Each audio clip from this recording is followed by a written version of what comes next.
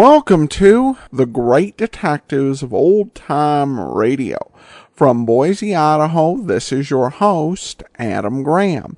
If you have a comment, email it to me, box13@greatdetectives.net. Follow us on Twitter at Radio Detectives, and become one of our friends on Facebook, facebook.com/Radio Detectives. Well, before we do get started, I do want to let you know this program is brought to you by the financial support of our listeners. You can support the show at support.greatdetectives.net. Also, if you'd like to be a regular monthly supporter of the Great Detectives of Old Time Radio, you can go to patreon.greatdetectives.net.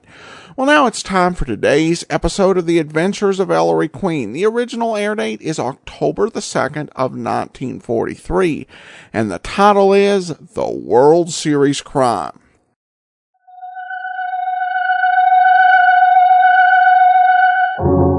Bromo Seltzer presents The Adventures of Ellery Queen.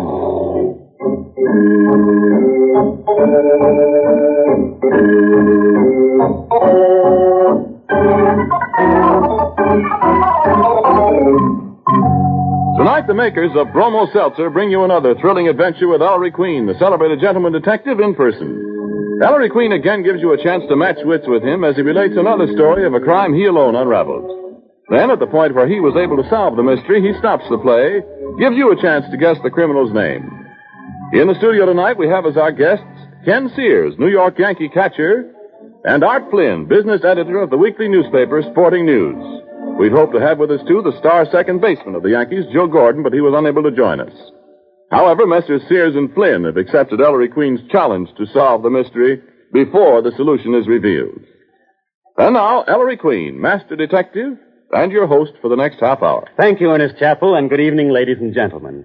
In tonight's story, Nicky and I, quite unexpectedly, become involved in the crucial game of the World Series. I call it The Adventure of the World Series Crime.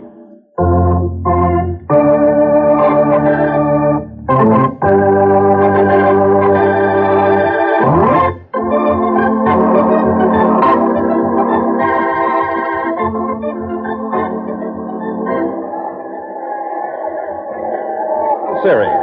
Now, you all know what's happened. The Eagles won the first 3 games. Then the Larks came back to take the 4th and 5th games, and now the Larks are leading in the 6th game 3-2. Here's the pitch. Ball 4. That's a walk for Henderson. Fills the bases for the Eagles. 2 out. We'll see now. Oh, here's the great Sparks himself coming to bat. Now let's see. A hit will score 2 runs. The Eagles will win 4-3, and the World Series will be over. But if the Larks can stop Sparky again, the series will be all tied at 3 games apiece, and the payoff game tomorrow, there it is, strike 1 on Sparks. You know, everybody's asking what's happened to Sparky. Champion batter of the major leagues, he was an Arkansas tornado in the first 3 series games, hit over 500, won the first 3 games for the Eagles almost single-handed, and then he folded. Here's the pitch, strike 2. Strike 2. Now, Sparky didn't get a hit in the 4th game or the 5th. And today, in 3 official tries, the great Sparks has popped up once and struck out twice with men in scoring positions. There it is. Ball 1. That's 1 and 2 on Sparky. You know, there's some ugly rumors around, but take it from your Uncle Ted, they're just malarkey. You know, you've heard them. That Sparky's been drugged, Sparks was sold out to the gamblers. It's all... Here it is. Strike 3.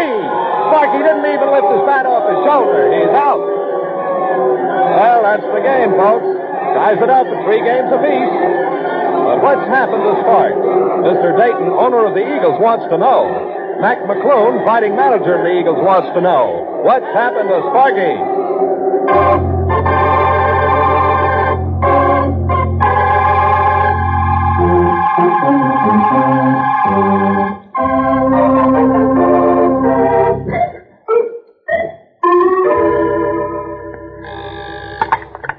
Yeah. No. Just a minute. Mr. Dayton's private office. What? No. Say, listen, Weisenheimer, I'll give it to you in plain English. There ain't no more tickets. Oh, hello, Mr. McClune. The boss in, Susie? Yeah, he's waiting for you. Say, Mr. McClune, I want to tip you off. The boss said me and the boyfriend could see today's game from his box, and Well, you know what that means. Yeah. As usual, Dayton's ducking out in a pinch. Yeah, well, the rest of us still think you can lick them bums, Mr. McClune. Thanks, Susie. You want to see me, Mr. Dayton? Oh, come in, Mac. Yeah. Mac, I am leaving you in complete charge. Going away today, Mr. Dayton? I notice you have your golf clubs already. Yes, I'm running up to the country club. I couldn't stand the strain of the final game, Mac. My heart, you know. Yeah. Go ahead.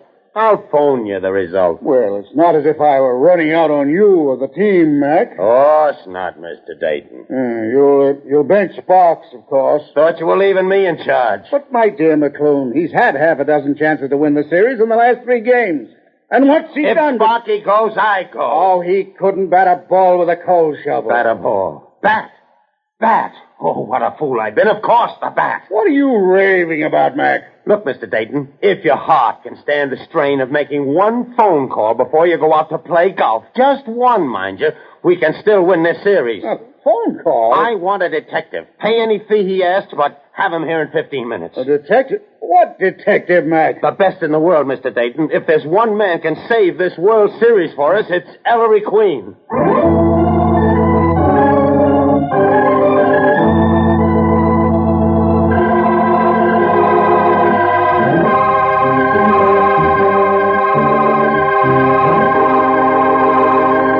And there, ladies and gentlemen, you have the beginning of our mystery.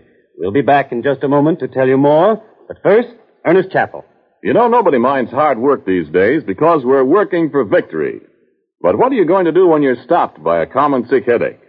Miss Edith Hyde of Fremont Avenue, Los Altos, California, has the answer to that. She writes, I work at the Red Cross 7 hours a day, 5.5 days a week, and spend what time I have left practicing my music. This constant work and study is quite a strain, and sometimes I get a common sick headache and my nerves feel on edge. Well, one evening, while listening to your very entertaining Ellery Queen program, I heard your clever, educated train tell about Bromo Seltzer, and I decided to try it the next time I got a headache. Was I delighted with the quick, effective relief I got. Why, in just a short time, my head felt a lot better, and my jumpy nerves began to calm down.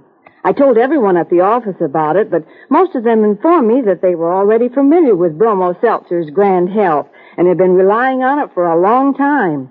Now I'm never without Bromo Seltzer. I keep a bottle in my desk at the office and another at home. and that's a wise idea for everybody.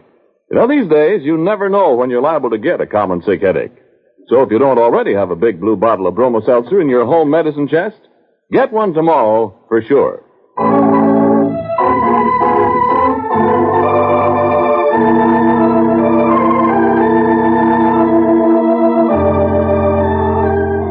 And now back to our mystery. In answer to Mac McClune's phone call, Ellery, Nicky, the inspector, and Sergeant Bealey have just arrived. Hello, Mac. Hello, Ellery. You know my father, Inspector Queen. Inspector. Hiya, Mac. Sergeant Veely. Hiya. And this is my secretary, Nicky Porter. Hello. Miss Porter. When they heard you wanted me on a case, Mac, I couldn't shake 'em off. Is anything we can do to help the Eagles win, Mac? Thanks, Inspector Queen. We're Eagle fans, all of us. We need 'em all, Miss Porter. I got a week's salary on the Eagles, Mac. You and a flock of others, Sergeant. Where's Mr. Dayton? In a place where he won't bother us. Ellery, if you can solve a mystery in 3 hours, we've still got a chance to win. If you can't... Doesn't sound like Mac McClune talking. 3 hours. Give me the facts. Well, Ellery, you know ball players. They're all kind of superstitious. Yeah, remember how Babe Ruth always touched second base on his way in from right field at the end of every inning? Sparky's worse, Sergeant. He's got a pet bat. You mean Ellery's got to find one of those nasty things that fly around at night? Mac's a baseball manager, Nicky, not a zookeeper. He means a baseball bat. Go on, Mac. Well, Ellery, with that pet bat of his, Sparky's the greatest hitter in the game today. Without it, he's just a bum, huh? Hold it, Sergeant. Mac, what happened to Spark's bat and when? Well, the morning after the third game, Sparky told me about it, but it went clean out of my head. Somebody stole his bat. Aha. If Sparky gets back his bat, you think he'll snap out of a slump, Mac? Inspector, I'll eat your badge in the Lark's dugout if he don't. Ellery's been asked to find stolen jewels, stolen documents, but a stolen baseball bat. Quiet, Nicky. Mac, was the bat stolen from the clubhouse? No, Ellery. Sparky was so nervous about it, he wouldn't leave it in the regular bat rack. He took it home with him. Where does he live? Well, Sparky got married just before the series. You mean the World Series is Sparky's honeymoon? Sort of, Miss Porter. So, Mr. Dayton gives Sparky and Lily, that's Sparky's wife, the use of his apartment during the series. They've been living there. What are we waiting for? Let's go.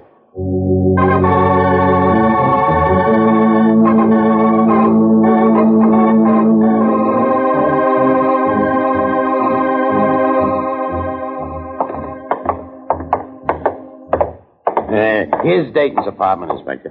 Okay, Mac. Really, you park out here in the hall and watch this front door. Huh? We don't want to be disturbed. Go ahead, Ellery. Knock. Fancy layout. Oh, Inspector, you ain't leaving me out in the cold in a case like this. Bailey! Yes, sir. Mac, come on in. Hello, Sparky. This is Inspector Queen, his son Ellery, and Miss Porter. Howdy.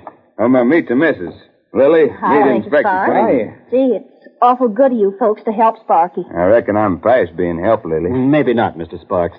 When did you first discover your bat was stolen? Well, Mr. Queen, I always put the bat in the hall closet there. The first thing I woke up the morning of the fourth game, I looked in the closet, and Uncle Sam, that's my pet name for the bat, you see. Sparky calls everything we own by a pet name, Mr. Queen.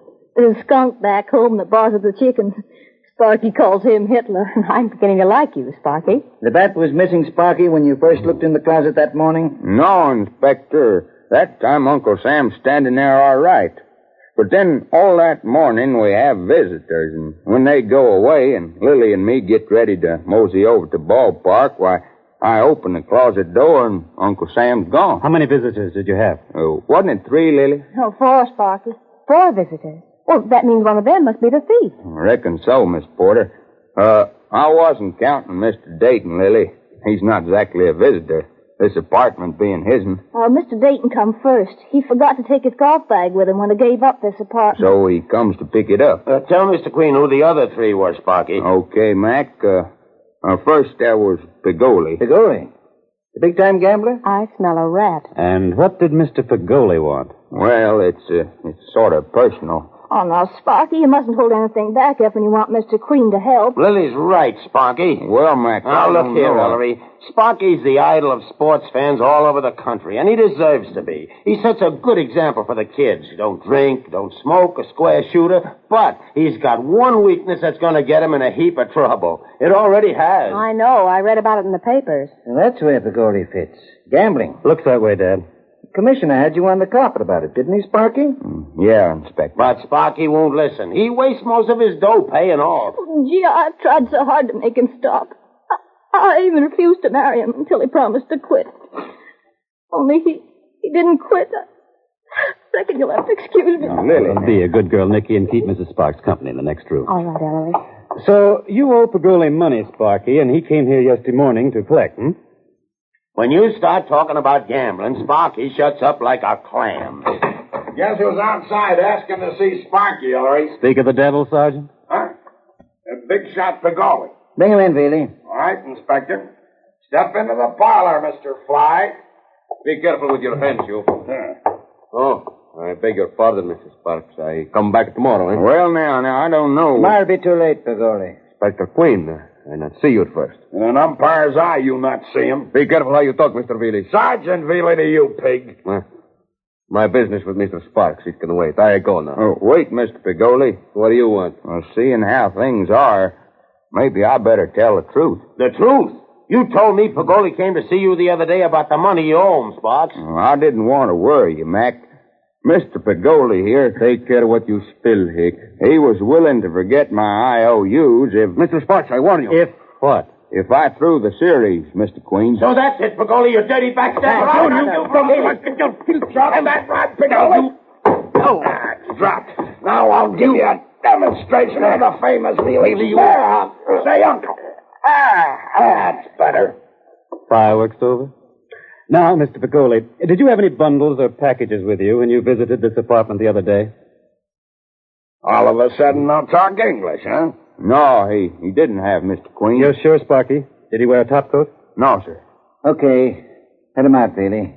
Put a tail on him, though. I think we'll be seeing more of Mr. Pig. Come on, pig. Back to your style. Sparky, who were the other 2 visitors you had? Who came after Pagoli? After Mr. Pagoli comes Collins. Collins? Manager of the Larks? Yep, and after Collins comes Buck Fisher. Fisher's the first baseman on your own team, Mac, isn't he? Yeah. Sparky beat Buck out of the batting championship by 3 points. Less than 2 hours left. Time's running out. Dad, you and Mac tackle manager Collins, the Larks. Nicky and I will call on the vanquished Eagle batsman, Buck Fisher. You'll find both of them at the stadium now, Ellery. Good. That saves us time. Dad, we check with each other at the stadium. Sparks can give us the other details on the way over. Hurry.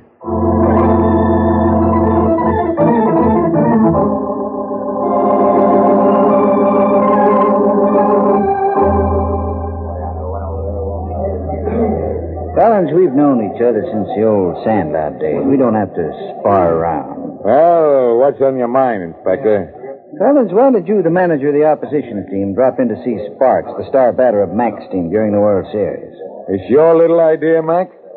Trying to frame me just before the start of the last game? You know me better than that, Collins.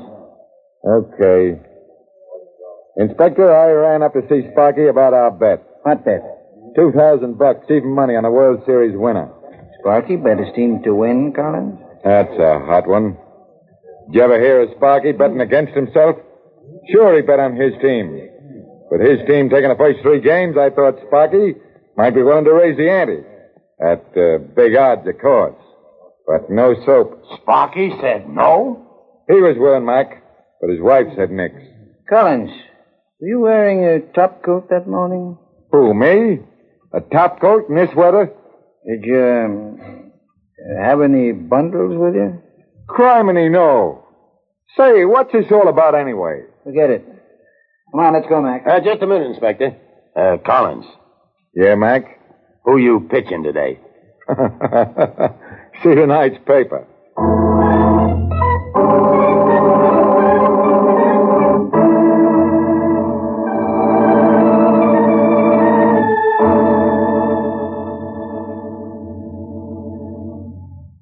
There's the door to the Eagles' locker room, Nicky. Yes, and there comes an Eagle. Excuse me, are you Buck Fisher? Yeah? See you out in the field, fellas. Who are you? What? Don't you know Ellery Queen? Never heard of him, lady. Hey, you're not the new sports writer for the Herald, are you? Strike. No, Fisher, I'm a detective. Detective? What goes? A few simple questions, Mr. Fisher. Why did you pay a visit to Sparks the morning of the 4th game? Well, Sparky and I had a bet all season on who'd wind up with the best batting average. Sparky won by 3 points. 10 is Hyde. And I saw him do it. Made 5 hits in the last game of the season. So what? So, why'd you drop in to see Sparky that morning, Fisher? Oh, we had another bet. Who'd get the most hits in the series? Sparky hit like a house afire the first 3 games, but I figured he'd fold. So that morning I comes up and I says, Sparky, how about doubling the bet? Did he, Fisher? He says yes, but his wife says no. So what's the matter, Sparky? Cold feet? Well, Sparky says okay. Then his wife starts the waterworks, so I beat it. But the double bet's on. Oh, there's a signal for batting practice. I gotta go out and clout a couple. Oh, Mr. Fisher. Yeah? Did you wear a top coat that morning or carry any packages? What? No. Miss Porter, why did you ask Fisher those last 2 questions? If you can ask him of Pagoli, Mr. Queen, I can ask him of Fisher. That's what I thought. Come on, Miss Copycat. Let's find Dad.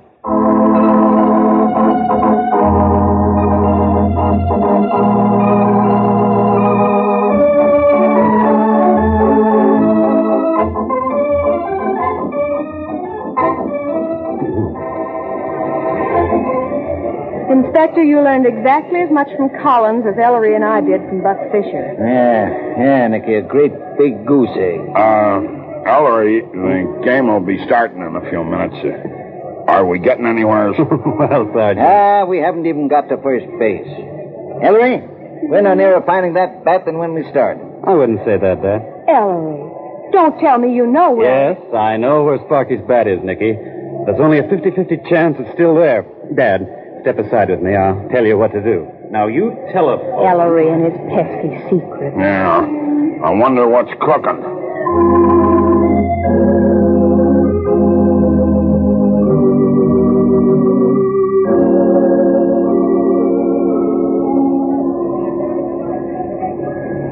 Nearly 2 hours since Dad made that phone call, Nicky, and no sign of anybody. You wear out the sidewalk, Ellery. 2 hours waiting at the ball player's entrance, and we could have been inside with Dad and Veely watching the game. Dad, what inning is it? Last of the night, son. What's the score now, Sergeant? Still the same, Miss Porter. 1-0 favor of the Large. Oh, give up, Ellery. It's too late now. You must have been wrong this time. Nicky, I tell you, I wasn't wrong. I couldn't have been. How can I go in there and face Mac McClune without that pet bat of Sparky? Well, you can't do the impossible, Ellery. He gave you only a few hours. What's that? Nicky, this is What, a police car? But Ellery... You, Ellery Queen? Yes? Here it is. The bat. Hooray!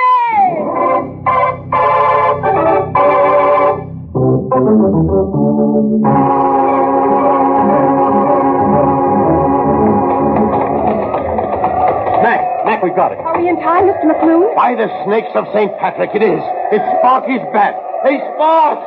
Floyd, call Sparky back. He's on his way to the plate. Right. Wait for the police department. Hank, how's it stand? Oh, we're behind, Inspector. Same as yesterday. 1-0. Last the 9 bases full, 2 out, and Sparky up. Sparks get a hit. Any hit will drive in 2 runs. And we win. Sparky, take the lead out of your feet. Hey, what is it, Mac? You're not benching. Your bat, Sparky. Your own bat. Here. Now go on out there and use it. Uncle Sam. Don't you worry, Mac. Good old Uncle Sam won't let you down. One side, fellas.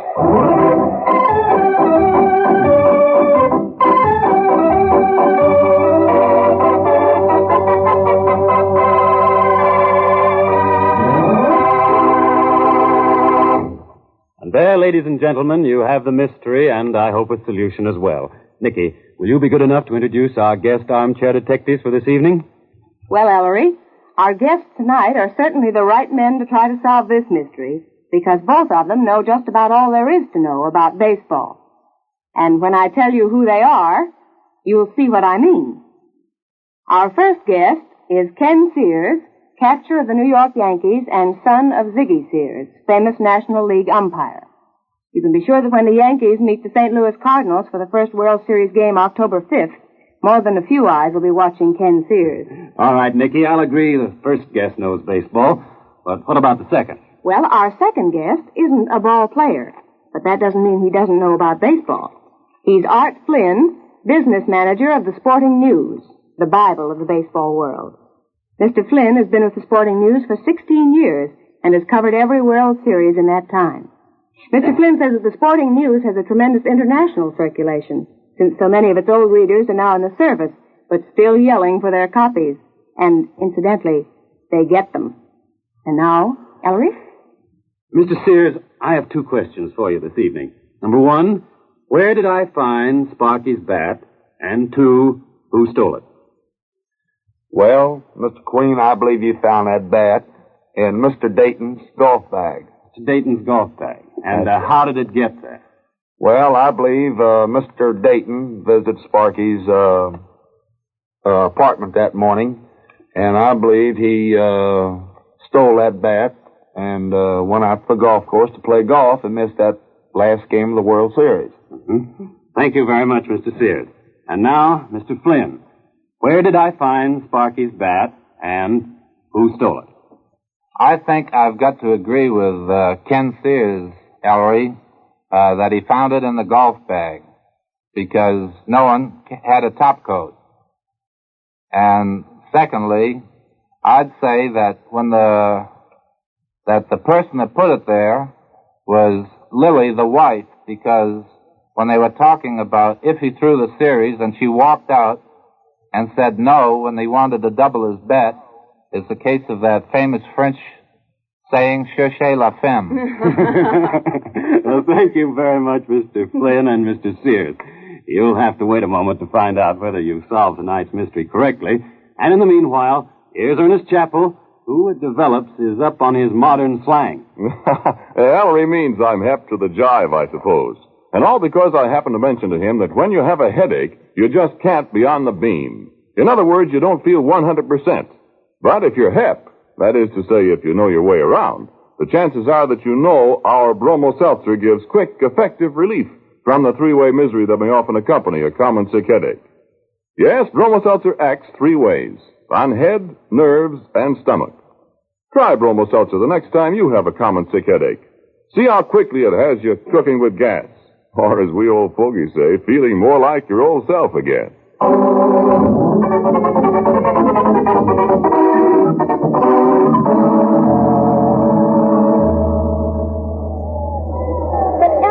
Where did you find the bat? That was simple, Nicky, once I knew the facts. Only 4 people, Dayton, Pagoli, Collins, and Fisher, visited Sparky between the last time he saw the bat in the closet and the time he saw it was gone.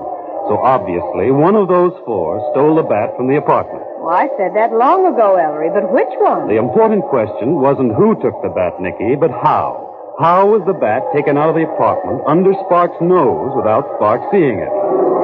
Strike one. After all, a bat is a sizable object, 36 inches long and a solid hunk of hickory. So that's why you asked about the packages and the topcoats, huh? Right, Dad. But none of the 4 visitors carried a package or wore a topcoat. The topcoat idea was a shot in the dark. Actually, you can't conceal a 36-inch baseball bat under a coat, or inside a trouser leg for that matter, and still walk like a human being. Yet the bat was taken from the apartment. How? Ball one. There was one article taken out of that apartment that was big enough to conceal a 36-inch baseball bat. But Sparks said nothing went outside. Wrong, Dad. Sparks said one thing did go out. Remember? Dayton's golf bag. Dayton, the owner of the Eagles, the one who lent the Sparks' apartment? That's right. Dayton came back for his golf bag, Sparky said. And with the top zippered over, it'd hold a baseball bat and not be seen. No, strike 2. Now, either Dayton put the bat in his golf bag or someone else did. If Dayton were the thief, the first thing he'd do once he was out of the hotel was get rid of the bat. But if someone else put the bat into Dayton's bag and Dayton hadn't yet looked inside, the bat would still be there. So, Nicky, Ellery told me to phone the chief of police nearest to Dayton's country club. Chief rushed to the club, found Dayton's bag still unopened, and the bat inside. Well, Mr. Dayton can't be the thief. And there's ball 2. Then who stole the bat? Who did it? Well, who hid it in Dayton's golf bag? Well, who was in the apartment when Dayton took away his bag? Not Pagoli, not Collins, nor Fisher. None of them had arrived yet. Only 2 people were there besides Dayton, Sparks and his wife. Did Sparky steal his own bat? Would he deliberately get rid of the one thing he needed most to win his bet? No. Couldn't be Sparks. Then it must be... You mean his own wife? Mrs. Sparks stole that bat? She's the only one left, so Sparky's wife must be the thief. Ball 3, Maestro. For Pete's sake, Ellery, why? Mrs. Sparks. Yes, Mr. Queen. Will you come here, please? Wanting me, Mr. Queen? You heard what I just said. Mrs. Sparks. Lily, why did you do it? Oh, gee, I thought if Sparky lost his pet bat, he'd lose his bets. And Collins and Fisher and Pagoli and all the others. I thought that would cure him. But I didn't realize what it would mean to Mac and to Sparky's teammates and all the fans. I was scared to admit it. Doggone it, a foul. Ellery, do we have to tell Sparky? If everything comes out all right, I don't see why, Nicky. Oh, you're a darling.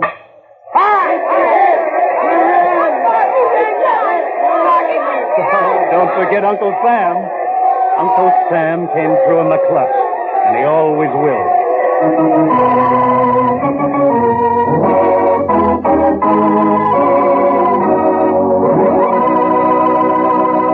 And there, ladies and gentlemen, you have the solution to the mystery. I want to thank Mr. Sears and Mr. Flynn for appearing as guest armchair detectives this evening. We want especially to compliment Mr. Flynn on his skill in solving the crime.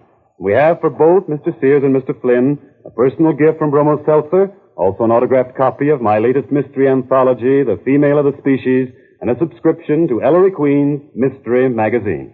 In just a minute, Ellery will be back to tell you about next week's mystery.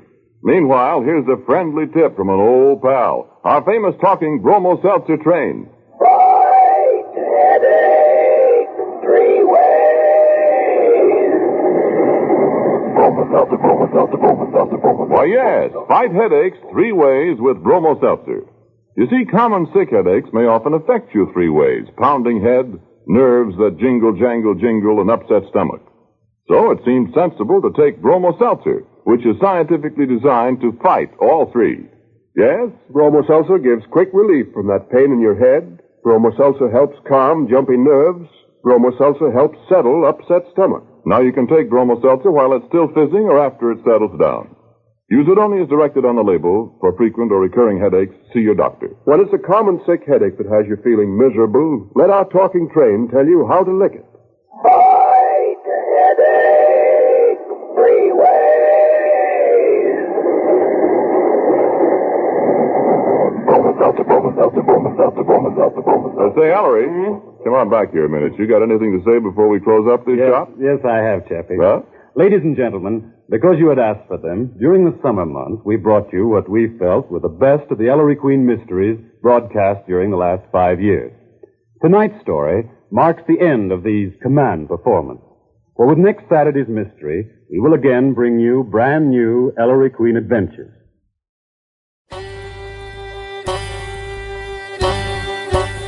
This is Andrew Rhines with OTRWesterns.com, where we stream live old-time radio westerns 24 hours a day, 7 days a week, with a special twist. You select the tracks that get to be played.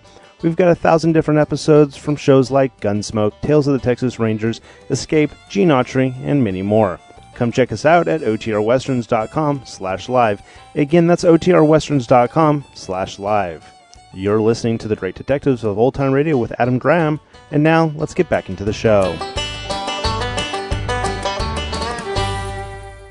Welcome back. I will say whoever wrote this script didn't really have a good understanding of the rules of Major League Baseball on betting on baseball.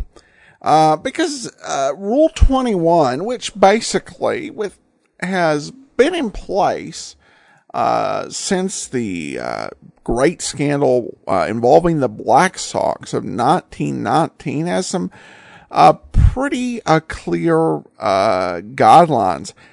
Any player or person connected with a club who shall offer or give any gift or reward to a player or person connected with another club for services rendered or supposed to be, or to have been rendered in defeating or attempting to defeat a competing club, and any player or person connected with a club who shall solicit or success from or accept from a player connected with another club any gifts or reward for any such services rendered or supposed to have been rendered, who, having been offered any such gift or reward, shall fail to inform his league president or the commissioner immediately of such offer, and of all facts and circumstances therewith, shall be declared ineligible for not less than 3 years. And any player, umpire, or club employee who shall bet any sum whatsoever upon any ball game in connection with which the bettor has no duty to perform shall be declared ineligible for 1 year, and any player, umpire, club, or league official or employee who shall bet any sum whatsoever upon any baseball game in connection which the bettor has a duty to perform shall be declared permanently ineligible. And I think particularly the bet with the opposing manager would fall under that latter rule. Yeah, this was not something that you could have gotten away with in 1943, and particularly not have it just kind of excused as a minor fault. I also find it kind of weird that Inspector Queen and Veely come along to help Ellery in the investigation. I guess things must have been slow over a New York City homicide. Though I guess it is nice to get a non-murder case. Though I don't know how fair it was for Ellery to be asking about the overcoat if he knew that it couldn't be smuggled out. Because really that was a red herring for the audience at home.